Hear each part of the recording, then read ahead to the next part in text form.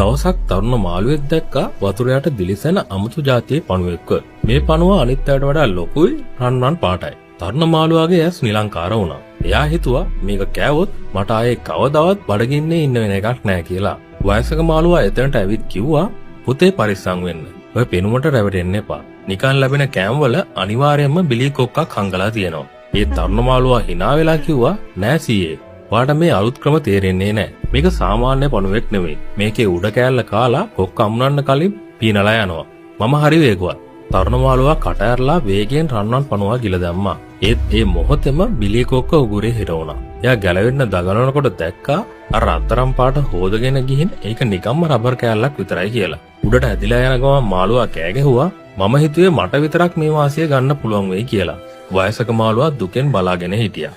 කෑදරකම නිසා ඔයාට පෙනුනේ ලාභය විතරයි. අනතුර පෙනුනේ නෑ.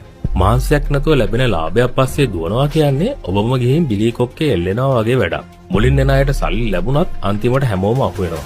ලෝකේ නොමිලේ ලැබෙන ආහාරයක් කියලා දෙයක් නෑ.